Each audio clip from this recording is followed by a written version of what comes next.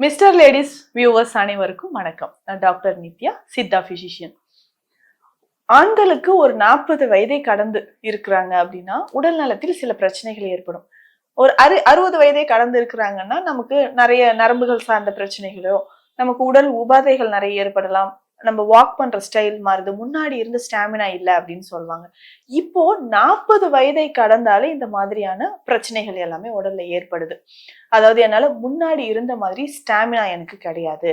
ஃபாஸ்டா நடக்க முடியல. எந்த ஒர்க்குமே என்னால செய்ய முடியல. கொஞ்சம் தூரம் நடந்தாலோ, இல்ல கொஞ்சம் வேலைகள் செஞ்சாலோ நான் ரொம்ப டயர்டா ஃபீல் பண்றேன். இந்த மாதிரியான சிம்டம்ஸ் வந்து நிறைய ஆண்கள் வந்து சொல்லிட்டு இருக்காங்க. அதே மாதிரி முன்னாடி இருந்த மாரி எனக்கு மேரேஜ் ஆன சமயத்துல ஒரு 10 இயர்ஸ் பிஃபோர் எனக்கு மேரேஜ் ஆச்சு. பட் இப்போ மேரேஜ் ஆகி எனக்கு 10 இயர்ஸ் ஆகுது. ஆனால் முன்னாடி இருந்த மாரி ஒரு வீரியத்தோட என்னால இருக்க முடியல.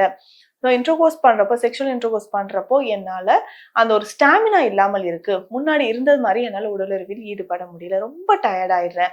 ஆஃபீஸ் போயிட்டு வந்த உடனே டயர்ட் ஆகுது. உடனே நான் தூங்க போயிடுறேன். கொஞ்ச நேரம் அந்த சென்ஸ் வந்தாலும் என்னால ஈடுபட முடியலன்ற மாதிரியான ஒரு சூழ்நிலை, ஒரு மன அழுத்தம், மன நிம்மதி இல்லாத ஒரு தன்மை நிறைய பேருக்கு ஆண்களுக்கு ஏற்படுது.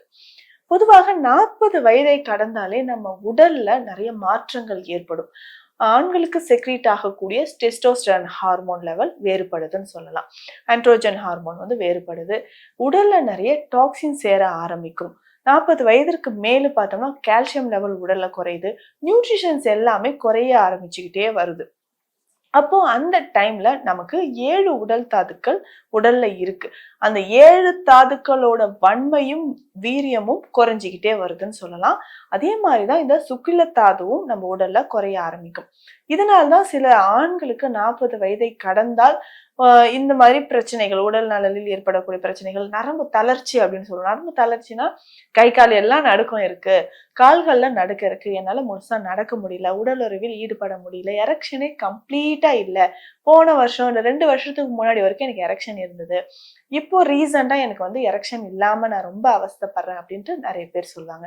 பொதுவாக 40 வயதை கடந்த ஆண்கள் என்ன மாதிரியான உணவுகள் எடுக்கணும்? அப்போ பெண்களுக்கு எப்படி மெனோபாஸ் ஏற்படுதோ அதே மாதிரி ஆண்ட்ரோபாஸ் அப்படின்ற கண்டிஷன் ஆண்களுக்கு ஏற்படுது. இந்த ஆண்ட்ரோபாஸ் கண்டிஷன்ல தான் நிறைய மாற்றங்கள் ஏற்படும். எப்படி பியூபர்ட்டி வந்து பெண்கள் அட்டன் பண்றாங்க, அந்த சமயத்துல நிறைய ஃபுட்ஸ் நம்ம எடுத்துக்கிறோம். ஆண்களுக்கு அந்த பருவத்தை அடையும் போது நம்ம அதுக்கு தனி கவனம் செலுத்துவது கிடையாது. அதே மாதிரிதான் ஆண்ட்ரோபாஸ் கண்டிஷன்லயும் சில உணவு முறை மாற்றங்கள், மனநிலை சார்ந்த மாற்றங்களும் ஆண்களுக்கு ஏற்படுது. அதற்கு ஏற்ற மாதிரியான உணவு முறைகள் நம்ம எடுக்கணும். உணவு முறைகள் அப்படின்னு பார்க்கும்போது அதிகமா கால்சியம், புரோட்டீன் டயட் நிறைய எடுக்கணும். இதுல முக்கியமா ஜிங்க் அண்ட் மெக்னீசியம் இது ரொம்ப ரொம்ப முக்கியம் அப்படின்னு சொல்லலாம். இப்ப 40 வயதுக்கு மேல ஆயிடுச்சு, எனக்கு ஆல்ரெடி சுகர் இருக்கு, பிளட் பிரஷர், கொலஸ்ட்ரால் இருக்கு. இந்த கண்டிஷன்ல இருக்கும்போது எனக்கு எரெக்ஷன் சரியா இருக்குமா, இல்ல நான் பழைய மாதிரி என்னால ஸ்டாமினா இன்க்ரீஸ் ஆகுமா, இது சாத்தியமாக இருக்குமாட்ட ஒரு கேள்வி இருக்கும். சுகர் இருக்கும் பட்சத்தில், அதாவது நம்ம ரத்தத்தில் சர்க்கரையோட அளவு அதிகமா இருக்கு, டயபெட்டிக் பேஷண்ட்ஸா நான் இருக்கிறேன், இல்ல ஆல்ரெடி நான் இன்சுலின் எடுத்துட்டு இருக்கிறேன், இந்த மாதிரி கண்டிஷன்ல இருக்கிறவங்களுக்கு நிச்சயமா நம்ம என்ன பண்ணலாம்னா அதற்கு ஏற்ற மாதிரி வன்மை தரக்கூடிய நரம்புகளுக்கு, தசைகளுக்கு வன்மை தரக்கூடிய மருந்துகள் எடுக்கிறோம். இதற்கு பொதுவா நம்ம துவர்ப்பு சக்தி அதிகமா இருக்கக்கூடிய பொருட்கள் நிச்சயமாக எடுக்கணும். ஏன்னா அந்த துவர்ப்பு சக்தி இருக்கக்கூடிய பொருட்கள்லாம் உடல் தசைகளை வலிமையாக்கும், இருக்க வைக்கும் அப்படின்னு சொல்லலாம். அப்பதான் நமக்கு எரெக்ஷனும் நார்மலா இருக்கும். பொதுவா இந்த எரெக்ஷன் அப்படின்னு சொல்றது ஆண் உறுப்பை பொறுத்த வரைக்கும் தசைகள் மற்றும் நரம்புகள் சார்ந்த ஒரு உறுப்பு. அப்போ அந்த தசைகள் வலிமை அடையணும்னா நம்ம தோற்பு சக்தியும் இரும்பு சக்தி இருக்கு, அதாவது இரும்பு சக்தி இருக்கக்கூடிய பொருட்களையும் உணவில் நிறைய சேர்த்துக்கணும். அதை சார்ந்த உணவுகளை நம்ம எடுத்துட்டு வரும்போது ஆண்களுக்கு இந்த விரைப்புத்தன்மை பிரச்சனை அப்படின்றது குணமாக ஆரம்பிக்கும். 40 வயதை கடந்து இருக்கிற சிலருக்கு என்னன்னா புரோஸ்டேட் கிளாண்ட்லயும் பிரச்சனை ஏற்படுது.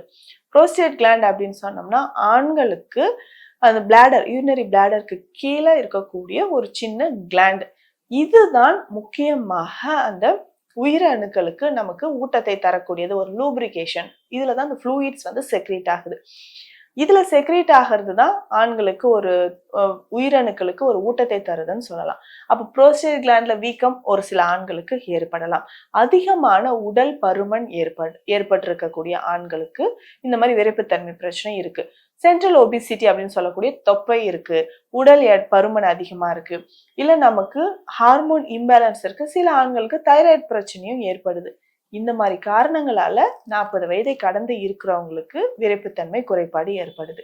இதற்கு ஸ்பெஷலா நம்ம என்ன மெடிசன் கொடுக்கலாம் அப்படின்னா, நான் சொன்ன மாதிரி உணவு முறைகள்ல அதிக கால்சியம், புரோட்டீன், ஜிங்க் எடுக்கிறதோட ஸ்பெஷல் மெடிசன் அப்படின்னு சொன்னா ஸ்டாமினாவை இன்க்ரீஸ் பண்ற மாதிரி மெடிசன் நம்ம எடுத்துக்கணும். இதுல பேசிக்கா பூனைக்காளி விதைகள், அஸ்வகந்தா மிக சிறந்ததாக நம்ம பயன்படுத்துறோம். சதாவரி, நிலப்பனங்கிழங்கு இது எல்லாமே சேர்த்து செய்யக்கூடிய மருந்துகள் மிக சிறந்ததாக இருக்கும்.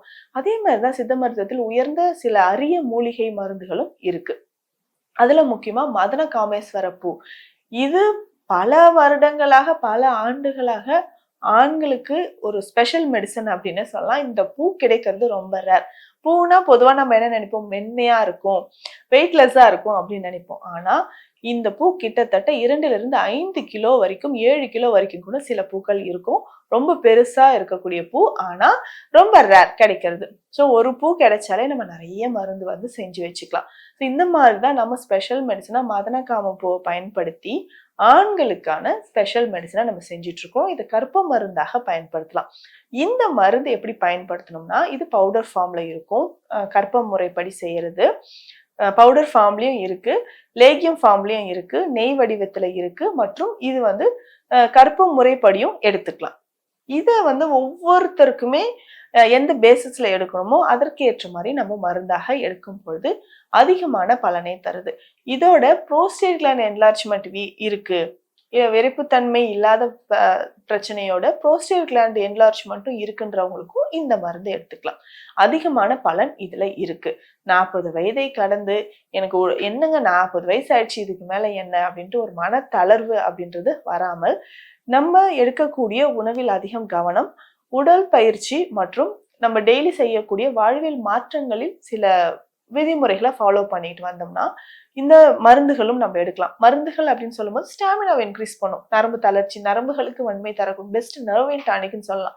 நரம்புகளுக்கு வலிமை தரக்கூடியதாகவும் இது இருக்கு.